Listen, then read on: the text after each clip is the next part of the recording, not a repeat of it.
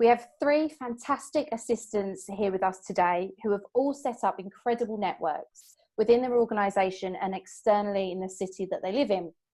I'm going to ask our panel to introduce themselves first and their network, and then we will talk about the benefits of having an assistant network, how to set one up, and the benefits that come from being part of a network when you are an assistant.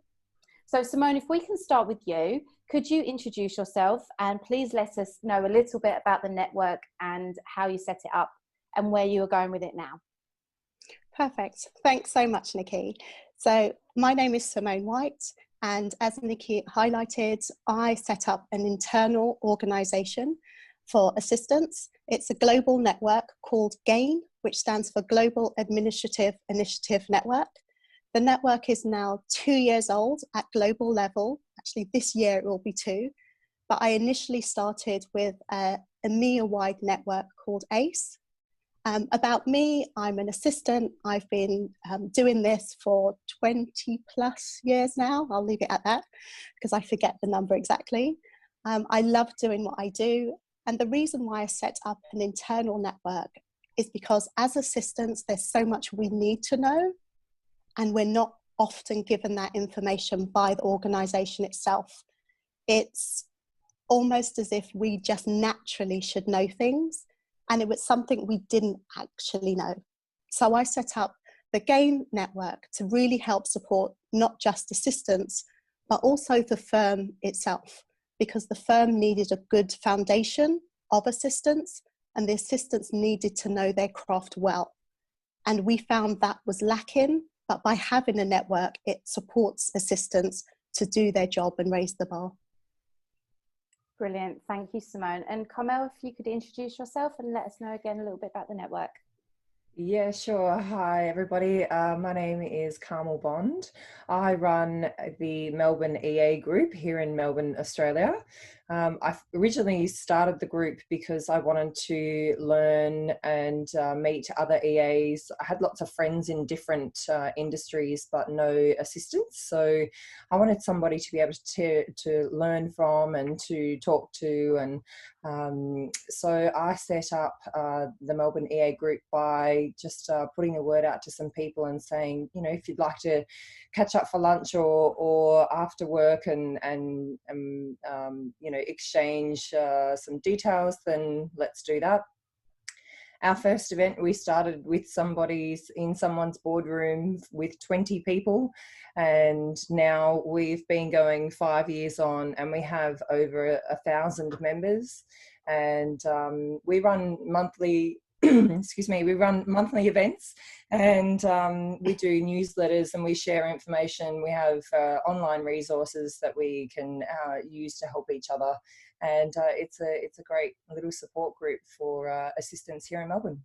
Fantastic. And over to you, April, if you could let us know a little bit about yourself and the network. Sure. Hi, everybody. I'm April Stallworth, and the name of the network that I set up is called HEART.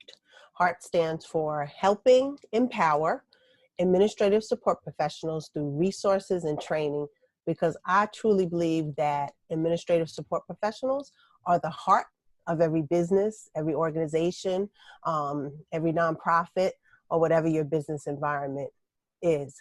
And I decided to form the HEART group because I was mad. I was mad. I really was. I was mad because at the particular place that I was working at the time, which was a public school district here in the States, there was no acknowledgement for Administrative Support Professionals Week or the day. And I couldn't understand why that wasn't being recognized. And so at the time, I started asking my executive a bunch of questions, and he didn't know what to say. And so he said, well, what should we be doing? And I said, well, I'm glad you asked. And then the HEART program was born. That was back in 2014. And again, it was in a public school district here in the United States. And since that time, I have moved on from that school district to another school district. And we just launched HEART here a couple of years ago. So it's still growing strong. I'm glad about that I was able to have the chance to do it in the new place that I work. But this time I did it with a committee. so that I didn't kill myself again. That has worked out really well. And I wanted to form Heart, not only because I was mad that we weren't being recognized, but I just feel like we're better together, and that oftentimes as assistants, we work really isolated a lot of times. Sometimes we have to interact with each other, but I could go a whole day without having to interact with other assistants, and that's not good for us. We all need each other, and so I thought it was important that we had a place where we could come together, we could train, we could network, we could share resources, and so that was really what was on my heart when I wanted to start Heart. And so fortunately, it's been super, super rewarding, not just for me, but even for the management in the different places that I've worked, that they see how much capital that we have and how strong that we really are, because we took the time to come together and make our workplace better. Okay, so we're going to run through some questions with you guys, because I know a lot of our audience will have a lot of questions about networks. Either they already have an external network in the area that they live, or they have an internal network, or they have nothing. So I know a lot of assistants are like, well, how do we even set these up? What happens when it is set up? What's the benefits? How do we get this thing rolling? So I'm going to start with you, April. If we can talk about the actual value that you've already alluded to it, but the actual value that assistants get from having a network. I think it's important because, again, we often feel isolated in our jobs, and oftentimes, not all places, but administrative support professionals are not always looked at as professionals. And it's challenging in an educational environment, because you have a bunch of really super smart people that have big degrees and big letters behind their names. And we're not often given the same level of respect sometimes, because maybe we don't have a doctorate. Maybe you came right out of high school and started in the assistant field. Some of us do have advanced degrees, but not everybody. But yet everybody is valuable, and everybody brings knowledge and experience and wisdom to the job. And so by having a network, we started to raise our capital and to raise our profile within the organization. And with the Heart program, one of the things that happened in the first district where I formed the program, we actually won a national award. And so that really put us on the map, and people started taking notice of the program.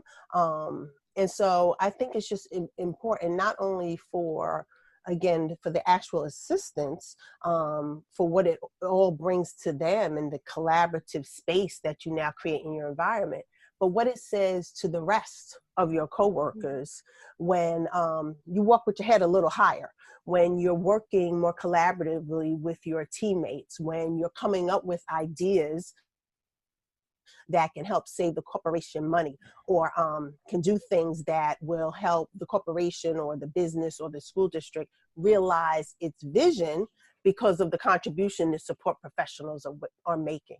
So there's any number of reasons why it's important and it's valuable.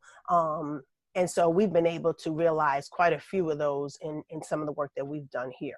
Absolutely. I can see, Simone and Carmel, that you're both nodding away. Is there anything you'd like to add there from your own experience, the value that it's added for the assistants within the networks? I think the amount of time as workers we spend in our workplace, it's a lot of time. And often, although we hear the words that we're appreciated, and normally this comes from individuals, so your individual boss might appreciate you. Most organizations, I use the term, often treat us like furniture, in that we're a necessity, we're there, so you have to have the tables and chairs, but you don't really need to maintain tables and chairs. You give them a wipe, you give them a polish, but that's it. You don't have to grow them. But they recognize when the chair or the table's not there, And that's normally when something's gone wrong. And having a network really starts to change the mindset, not just of assistants, which I think is important, but of the organizations that we actually sit and support, in that it helps us to realize and to really prove the impact that we have collectively. And I think that's what moves the dial, because if you speak to organizations that are pushing their staff or their talent pool, it's because they know that those people make an impact. If they don't believe you can make an impact, you get the niceties, but you don't get all of the development. And by having a network, it allows you to work collaboratively, like April said, but it allows you to have a bigger voice. So it's not just you as one person trying to change the dial. It's maybe 10 of you or 20, or in our case, 500 of us globally. And that makes a very big difference. And it significantly helps ourselves as assistants, but it also helps the organization, as long as you get their mindset to shift. But you have to show them the impact you make. Absolutely. So let's talk about when you guys first set up the networks and the challenges that you faced, because some people would look at, there will be challenges and they might think they're just insurmountable. So, and you guys are all here to say that they're not, because you've done it. So Simone, if we start with you, and April, if you can comment on this as well from an internal network point of view, what were the challenges that you faced, and how did you get the buy-in from your executives to start the network? So Simone, if we start with you, what were the challenges that you faced when you first started? I'm going to start with a positive first, because the one thing I think with an internal network, you have to know your environment. So the environment that I was in at the company I'm at is that there were already networks in the business. So there was already a women's network, for instance. So having a network wasn't something foreign to the company. Any network that was global had senior sponsors to it. So I already had kind of a pattern to look at. I had a template. But I think what was different was, before we did have a PA network before I set up its current form. But when I say network, the most polite way to put it would be that you would most probably get together a couple of times and you would have a moan fest. That's the polite word. But nothing really constructive came out of it. So it was a network to get to, it wasn't constructive. And the challenges were as assistants, I think we're very much used to knowing what the outcome needs to be and following the instruction. But as a network, this was different. And also we were going to be different for what the firm already had. So the firm had what we call affinity networks, or you might call an affinity network. So if you wanted to support women's careers, then you didn't have to be a woman, but you could be part of the women's network and you would build women's careers. As an assistant network, it wasn't only something that was there to help support assistants, but it also became a bit operational as well. So it was, if we saw something wrong in the business, we would need to find stakeholders to help us make something right. So it was slightly different.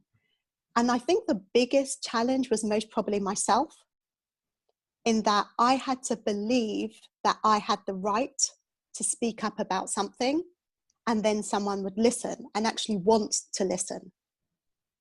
So for me, it was getting over my own fear of, yes, I knew we had to do something and I knew it would be impactful for the business and I knew it would be impactful for assistants, but I need to build up the courage to say why it would benefit the firm. And then I think the second challenge was trying to encourage assistants to support the network. Because a lot of it was, but I don't have time to come away from my desk and do training. I don't have time to do this because my day job takes up so much. But we needed our own community to support the network, for the firm to view it as viable to support the network. It wasn't a case where the environment was, okay, we need to support women or we need to support diversity. It's something that we need to champion. So let's champion and then bring the people along. It was, we had to say, look, we're here. We need championing. Look what we're actually managing to do. Give us some more support and we could do more. So it was changing the mindsets of assistants themselves to make them believe that they are empowered. You just need to take that step. Wow. Yeah, that's also true. April, you're nodding away there. Did you have that experience yourself? Yeah, similar to what was just said by Simone about selling it to the assistants, because they're like, yeah, we heard this, kind of like we heard this before, or nothing's going to change, or this is the, flavor of the month, and why should we waste our time? So we did have a bit of that. The other challenge, the other couple of challenges for us was that my executive at the time had to be the one to sell it to his peers and to his boss, because he wasn't the ultimate decision maker. So I supported what is known as a cabinet member at the time, who reported to the superintendent. He was the top person. So he had to sell it. So we kind of had to put a plan together that said, why is this good for the school district?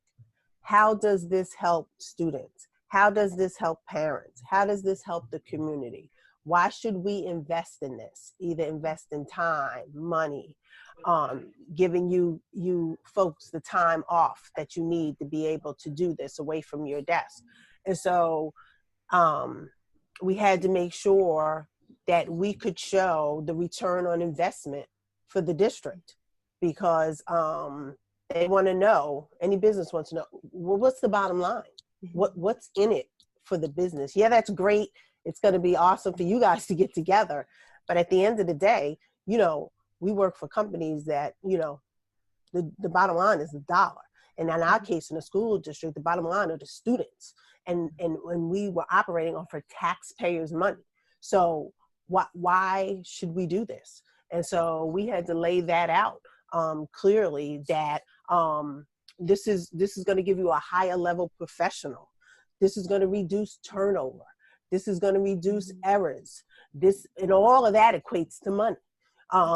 So the less turnover you have, the less you have to spend training and getting somebody new. The more satisfied people are in their job, the better job they're going to do. If they have a better morale. So we had to just kind of point all those things out and make sure that we could sell this, not only to the assistants, but we had to be able to sell it to management. So being real clear on the vision and being real clear on what's in it for everybody was definitely important, and could have been a challenge if we didn't have that laid out beforehand, because we went to the table knowing the kind of questions that were going to be asked as to why this should be done, because it hadn't been done before. It was something new. And whenever you try something new, you're going to come up against some resistance, because we're creatures of habit. We don't like to do new stuff. We want to stay in our cocoon of doing things the same way, even though we're miserable.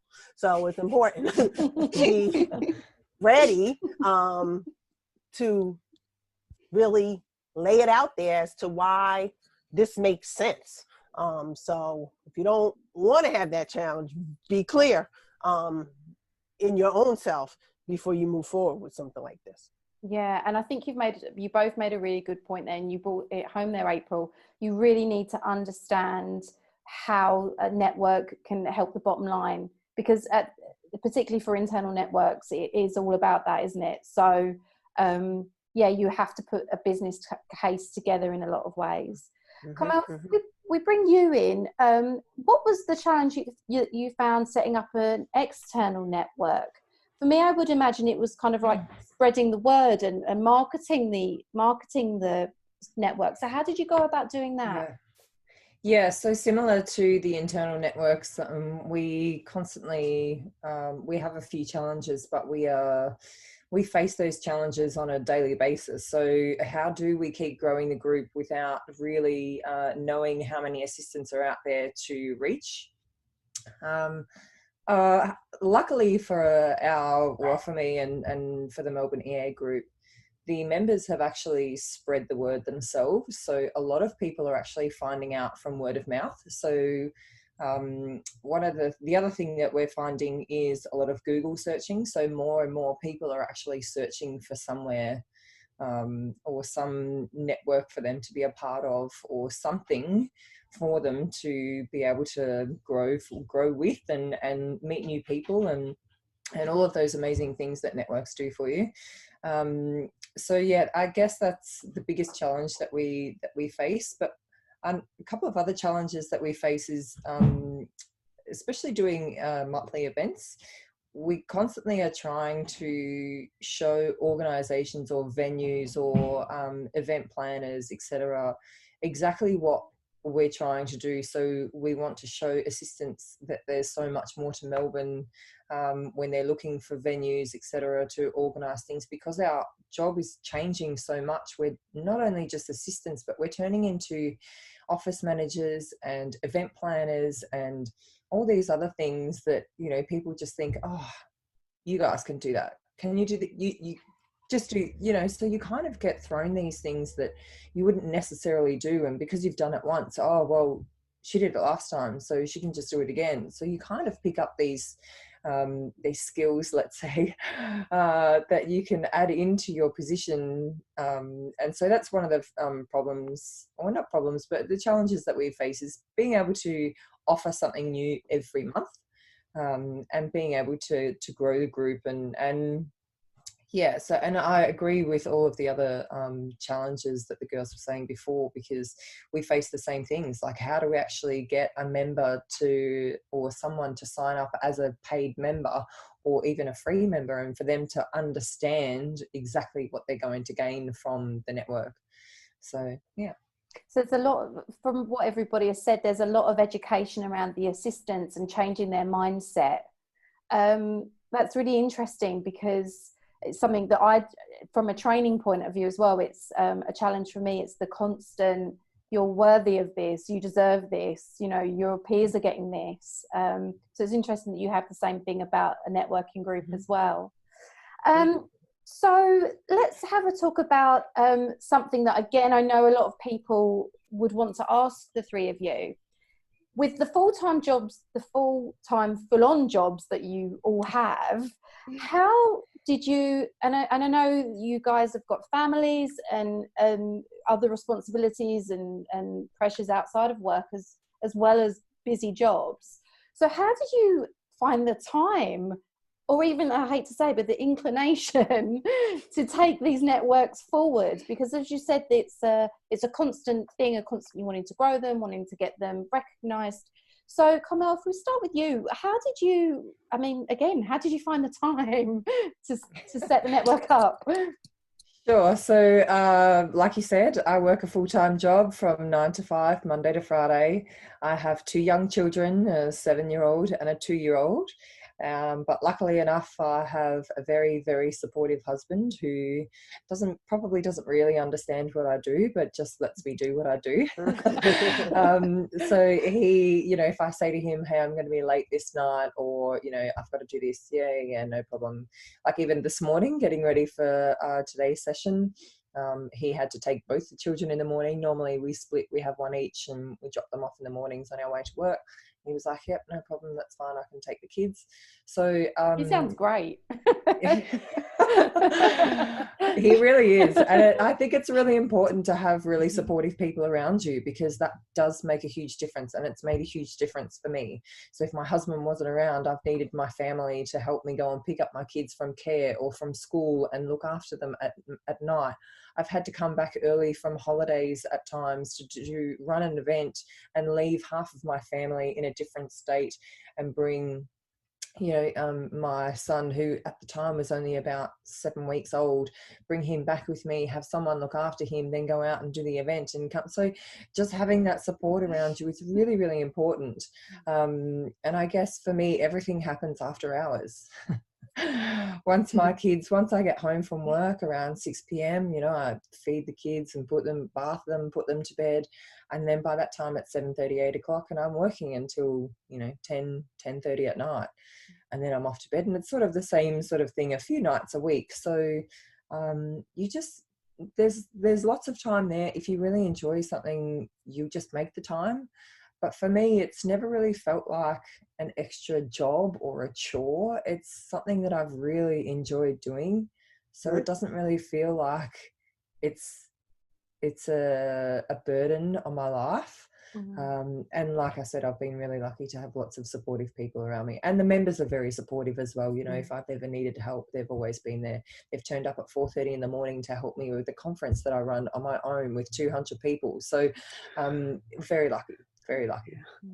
You're both nodding. April, again, how you speak with such passion about the networks that you've run. And does it come from a point of just having to be passionate about it, do you think? Because it can be quite overwhelming, I would imagine, if you don't have that passion for what you do. Yeah. I agree with everything Carmel said, but yeah, you got to have a passion for it, because we will find the time for the things that we are passionate and that are a priority in our life.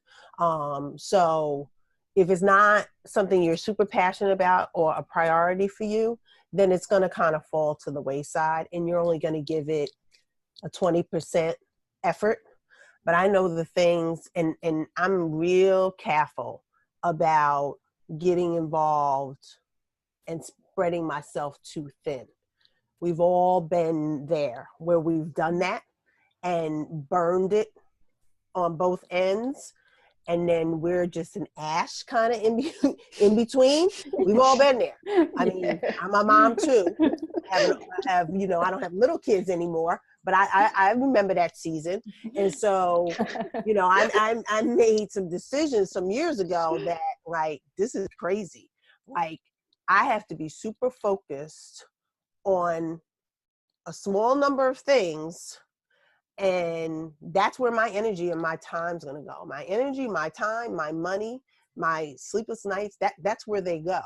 And I've learned how to say no to things that fall outside of those domains. And that's one of the hardest things I think for us as women, is to say no. Because we don't want to let people down. We don't want to offend people. We don't want to seem like we can't handle it all. And so we say yes to things that we probably shouldn't. So if it has to do with a certain number of things, you're gonna get me in every time. But if it's outside of that, the answer is no. So we find time for what's a priority, and I can totally relate to, lunch times, after hours, before hours. I'm working in my car. It's dangerous. I shouldn't do it, but I do it anyhow. I'm working, I'm on the phone, I'm listening to podcasts, I'm like doing stuff. Like I breathe and live the stuff that I'm passionate about. And so I don't have, like I said, younger kids anymore, but I work full time. I have a business part time. I go to school. I'm active in my church. I'm active in my community. Those are all things that are the priority for my life in the season and that bring me joy. And so I do them. It doesn't even feel like I'm working. It doesn't even feel like, because they're all things that are heart issues for me. Yeah, heart. Yeah, my brother. I'm talking about. I like it. You've got this marketing talk down straight away. I love it. Yeah. So you will find time for the things that are important for you. Because let me tell you something. If Miss Oprah Winfrey or Miss Beyonce call me and they got tickets and they want me to come see them, I'm going. I don't care what's on the calendar. Right? I'm coming. Right? I'm coming. Right. Don't leave me out. Right. Right. So Right. find that thing, those things for you that you would clear your calendar for. That's what you should be working on. And just, Simone, to bring you in, because again, I know you're in a very similar environment and set up with your life. You must have to have that passion to also bring everybody with you on the network's journey. So is that how you found being able to do all of this? Definitely. I think having a passion, as April and Carmel have already brought out, it gets you beyond the times when you are sitting there and people are not understanding what you're trying to do, or maybe something has just gone really badly. It was really interesting when April said at the beginning she started the network because she was mad. Some of that I actually get, because as I said, I've been an assistant a really long time, and it wasn't until that I think I'm 8 years, my son is 10, just about to turn 10. So I'm 8 years into this networking journey, and it literally was because something happened to a peer of mine and it just didn't seem fair. And then it kind of made me look up from me being a really good assistant, really managing my stuff for my team and understanding what I was doing, to realizing there's a much bigger picture that I am not seeing here. And because of that, I thought, is there something I can do? And it grew and grew over the time.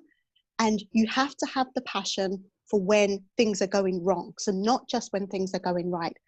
But I also think if you have that passion, people view you as authentic. And your biggest challenges are often your peers, because they already do what we do, right? So they know how hard it is. Or so if your peers do not think you're authentic, or that you're just doing it to gain a title or to gain visibility, they will see that. So it's really, when I'm speaking to other assistants, whether it be via mentoring or as a phone call, I am always the same. But when I start talking about what I'm doing in this space, they can hear the passion about it. They can see that I'm enjoying it. And I love it. I have to. I started the journey when my son was 2 years old. I built the network over that time. I came back from maternity and my daughter was 11 months old, and I took the network global.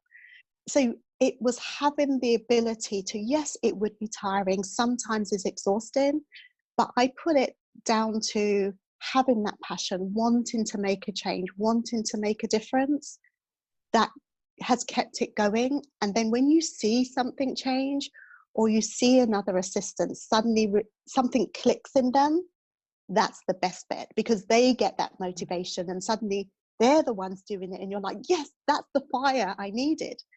So I think you have to have that passion, but you also have to have that desire to push it through. It isn't something that you can turn around and say, okay, I've done that much. It's not going to get any further. You really have to, if you really believe a certain outcome is possible, keep trying. Don't try until you're dead on the floor. You have to know the limitations within your organization or your market. You have to know your market.